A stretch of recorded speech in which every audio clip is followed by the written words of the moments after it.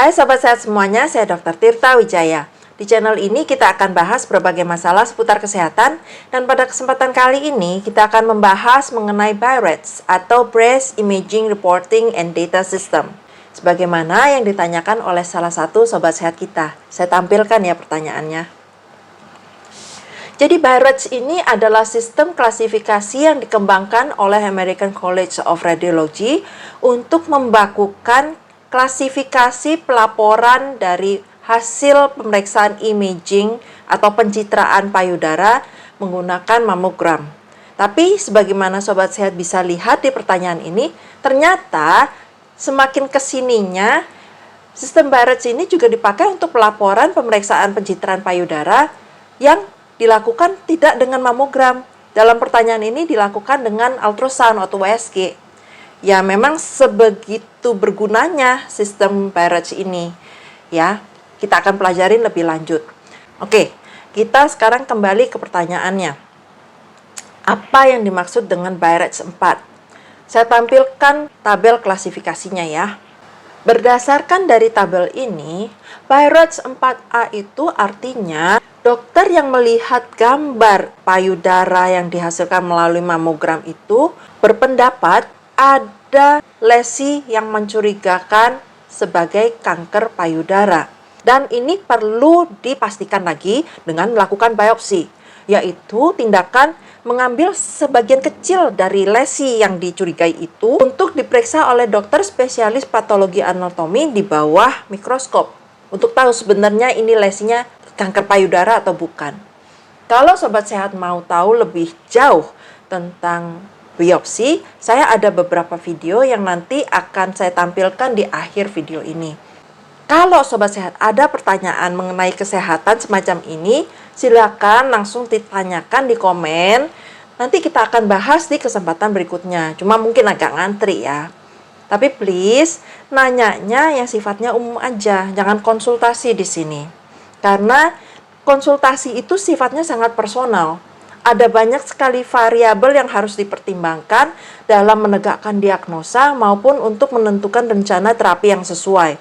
Hal yang sifatnya personal ini, kalau ditampilkan di forum yang sifatnya umum seperti YouTube atau Facebook atau Instagram atau apalah pokoknya yang umum-umum itu, akan sangat rentan disalahartikan oleh orang lain yang mungkin kondisinya berbeda, penyebabnya berbeda, tapi keluhannya mirip-mirip. Nah, kalau sampai disalahartikan, itu nanti runyam urusannya. Kalau Sobat Sehat ada keluhan kesehatan dan butuh bantuan tenaga kesehatan profesional, langsung konsul aja ke dokter secara pribadi. Jangan tanya di medsos, ya. Nah, sekarang kita akan bahas secara keseluruhan mengenai BI-RADS ini ya. Kalau Sobat Sehat lihat di tabelnya, klasifikasi BI-RADS itu ada 7. Mulai dari 0, 1, 2, 3, 4, 5, 6. Semakin ke bawah, semakin gawat. Sedangkan sarannya itu ada 4. Saran yang pertama itu diulang pemeriksaannya. Kalau saran yang kedua itu adalah pemeriksaan rutin. Nah, pemeriksaan rutin ini tergantung dari laporannya itu laporan apa? Apakah laporan mamogram ataukah laporan USG? Kalau laporan mamogram, pemeriksaan rutinnya itu tergantung umur. Jadi untuk perempuan usia 40-49 tahun dilakukan setahun sekali mamografi. Sedangkan untuk usia 50 tahun ke atas dilakukan setiap 2 tahun sekali atau 3 tahun sekali. Dan ini masih perlu disesuaikan dengan faktor risiko dari si perempuan yang diperiksa payudaranya. Sedangkan untuk pemeriksaan USG atau ultrasound itu bisa lebih sering lagi. Jadi tergantung ya, apa yang dimaksud dengan pemeriksaan imaging rutin itu tergantung dari modalitas apa yang digunakan. Nah, sedangkan untuk saran yang ketiga adalah pemeriksaan imaging yang lebih sering. Ini untuk mendeteksi secara dini bila terjadi kelainan. Lagi-lagi, pemeriksaan lebih seringnya itu tergantung dari modalitas apa yang digunakan. Apakah ini mamogram atau ultrasound atau PET scan atau apalah. Sedangkan saran yang keempat itu adalah biopsi. Nah, sekarang kita akan bahas mengenai klasifikasi BI-RADS ini secara lebih detail ya. Oke, yang pertama adalah BI-RADS 0. BI-RADS 0 ini artinya pemeriksaannya nggak lengkap, nggak ada kesimpulannya, inkonklusif. Banyak hal yang bisa menyebabkan ini. Misalnya mungkin pada pengambilan gambar goyang-goyang. Misalnya mungkin ada lesinya yang nggak diperbesar. Jadi kan waktu kita ngambil gambar itu biasanya ngambil gambar sekali gitu ya, jepret di foto. Udah gitu, kalau ada lesi yang mencurigakan harusnya diperbesar supaya dokternya yang lihat ini bisa tahu ini kira-kira sifatnya ganas atau enggak, ya. Kalau terlalu kecil kan nggak jelas. Nah, kalau nggak diperbesar ya nggak keluar kesimpulannya, inkonklusif. Untuk Barrett's 0 ini, sarannya adalah dilakukan pemeriksaan ulang tentunya. Atau dilakukan pemeriksaan tambahan, misalnya dengan memperbesar lesi yang dicurigain. Tanpa dilakukan pemeriksaan ulang atau pemeriksaan tambahan semacam ini, ya laporannya nggak ada artinya sebenarnya, nggak ada hasilnya. Barrett 1 artinya pemeriksaannya negatif hasilnya. Nggak ditemukan kelainan atau apa yang mencurigakan. Nah, untuk hasil yang Barrett 1, sarannya tentu teruskan lakukan pemeriksaan rutin. Rutinnya seperti apa? Kembali lagi seperti yang saya sebut tadi, tergantung modalitas pemeriksaan imaging yang dipakai.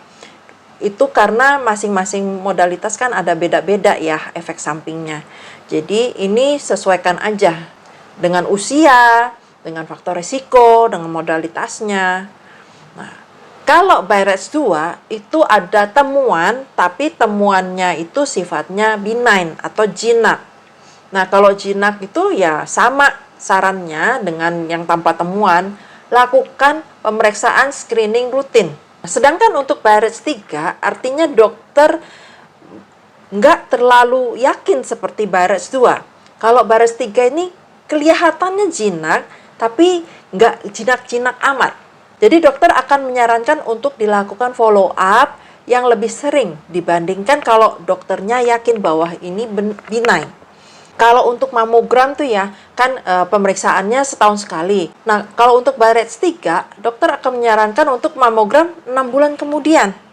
Kalau 6 bulan kemudian ini hasilnya masih meragukan, mungkin 6 bulan lagi. Tapi mungkin juga, oh ini kayaknya nggak ganas deh. Ini benign deh, dibuat jadi setahun sekali. Sedangkan Barrett's 4, itu kecurigaan dokternya akan keganasan lebih besar lagi. Kalau pada Barrett's 3 itu disarankan untuk memeriksa lebih sering screeningnya, pada Barrett's 4 sarannya adalah biopsi.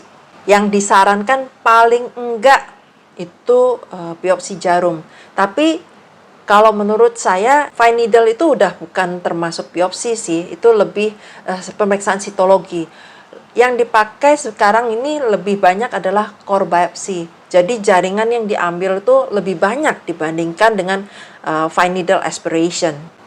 Kalau hasil pemeriksaannya Barrett's 5, itu artinya dokternya sudah sangat curiga bahwa ini adalah kanker.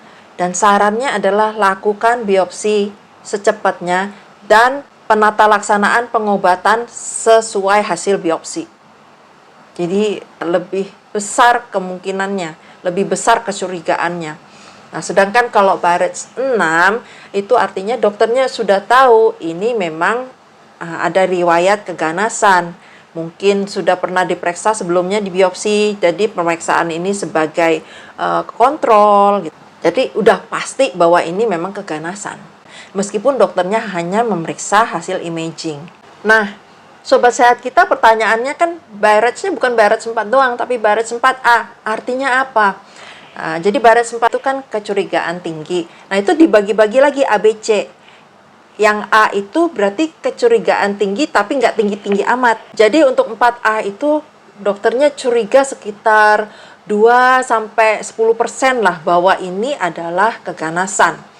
Sedangkan 4B itu kecurigaan dokternya sekitar 10-50% bahwa ini adalah keganasan. Dan 4C artinya kecurigaan dokternya bahwa ini adalah kanker payudara atau keganasan itu lebih dari 50%. Kalau Barrett's 4C itu lebih dari 50%, terus Barrett's 5 gimana dong? Katanya Barrett's 5 itu kecurigaan sangat besar. Lebih dari 50% kan udah besar kan? Bedanya antara Barrett's 4C dengan Barrett's 5 itu adalah bahwa dokter spesialis radiologi yang melihat gambar ini sangat-sangat curiga di Barrett's 5 bahwa ini adalah kanker payudara. Jadi kalaupun misalnya hasil pemeriksaan patologinya benign, nggak ganas, dokter menyarankan untuk tetap dilakukan pembedahan untuk memastikannya lagi. Mungkin karena pengambilan sampelnya kurang tepat atau pemeriksaannya kurang gimana gitulah ya. Istilahnya dokter spesialis radiologinya lebih kekeh bahwa ini nggak jinak. Dan pada Barrett's 5 ini sarannya adalah biopsi itu kudu udah, dan sebaiknya dilakukan biopsi dengan pembedahan untuk mengambil jaringan yang lebih baik gitu ya, untuk mengambil sampel yang lebih baik. Nah, sekian sharing saya tentang Barrett's. Semoga apa yang saya sharingkan kali ini mencerahkan, bermanfaat bagi Sobat Sehat. Dan kalau Sobat Sehat suka dengan bahasan kesehatan semacam ini, bisa like video saya. Kalau belum subscribe, bisa subscribe. Lalu aktifkan notification buttonnya dengan menekan tombol lonceng, supaya kalau setiap kali saya upload video baru, Sobat Sehat akan dapat pemberitahuan dari YouTube. Salam sehat selalu!